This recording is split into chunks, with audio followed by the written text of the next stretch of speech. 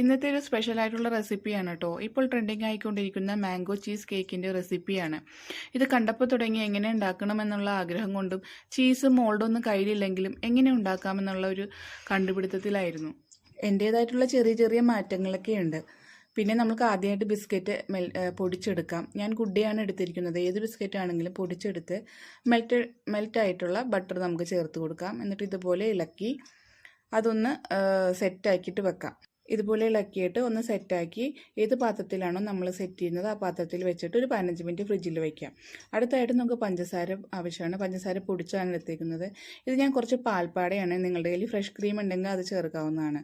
പിന്നെ ഞാൻ പനീർ, ഇത് ഞാൻ വീട്ടിൽ തന്നെ ഉണ്ടാക്കിയതാണ് കേട്ടോ. കുറച്ച് പാല് തിളച്ച് വരുമ്പോഴേക്കും കുറച്ച് വിനീഗർ അല്ലെങ്കിൽ നാരങ്ങ നീരാണെങ്കിലും മതി.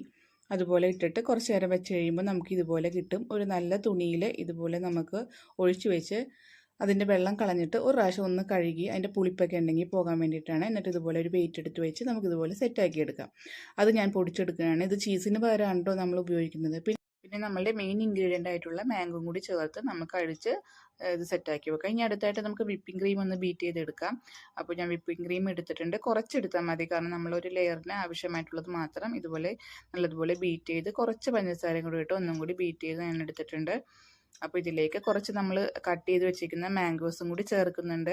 മാംഗോൻ്റെ പൾപ്പ് വേണമെങ്കിൽ അങ്ങനെ ചേർക്കാം. ഇത് കുറച്ച് കടിക്കാൻ കിട്ടുമല്ലോ എന്ന് വിചാരിച്ചാണ് ഞാനിങ്ങനെ കട്ടാക്കിയിട്ട് ചേർക്കുന്നത് മാംഗോസ്.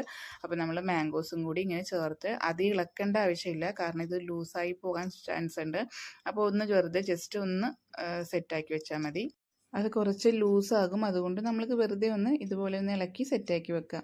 ഇനി അടുത്തായിട്ട് നമുക്ക് ഈ ടോപ്പിൽ ഇട്ട് കൊടുക്കാനുള്ള മാംഗോസാണ്.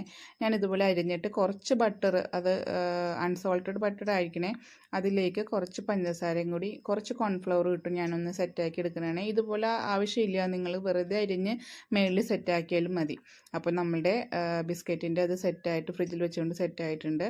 ഇനി നമുക്ക് അതിൻ്റെ മേളിലേക്ക് നമ്മളുടെ ചീസും മാംഗോസൊക്കെ കൂടി നമ്മൾ ആദ്യം അടിച്ചു വെച്ചാൽ അത് നമുക്ക് സെറ്റാക്കി കൊടുക്കുക. അപ്പോൾ നമ്മളുടെ ഫസ്റ്റ് ലെയർ ബിസ്ക്കറ്റിൻ്റെയാണ്, സെക്കൻഡ് ലെയർ ഈ മാംഗോ പനീരിൻ്റെ ലെയറാണ്. ഇനി തേർഡ് ലെയറായിട്ട് നമ്മൾക്ക് നമ്മളുടെ വിപ്പിംഗ് ക്രീം അടിച്ചു വെച്ചതും മാംഗോസും കൂടി ഇട്ട് കൊടുത്ത് നമുക്ക് സെറ്റാക്കി എടുക്കാം. അപ്പോൾ ഏറ്റവും ടോപ്പിലായിട്ട് വരുന്നത് നമ്മളുടെ മാംഗോസ്, അത് നമ്മൾ കട്ട് ചെയ്തിട്ടിട്ടാലും മതി കേട്ടോ. അപ്പോൾ നമ്മളുടെ 4 layer mango cheese cake ready ആയിട്ടുണ്ട്. അപ്പോൾ നമ്മൾ മോൾഡിലാണെങ്കിൽ നമുക്കൊരു 4 മണിക്കൂർ ഫ്രിഡ്ജിൽ വെച്ചിട്ട് സെറ്റാക്കി നമുക്ക് കട്ട് ചെയ്തെടുക്കാൻ വേണ്ടി പറ്റും. പക്ഷേ നമ്മൾ ബൗളിലാണ് ചെയ്തതുകൊണ്ട് നമുക്ക് കട്ട് ചെയ്യാൻ പറ്റത്തില്ല. എന്നാലും എങ്ങനെയാണെങ്കിൽ നമുക്ക് കഴിച്ചാൽ മതിയല്ലോ. അപ്പോൾ ടേസ്റ്റി ആയിട്ടുള്ള മാംഗോ ചീസ് കേക്ക് എല്ലാവരും റെഡിയാക്കണം.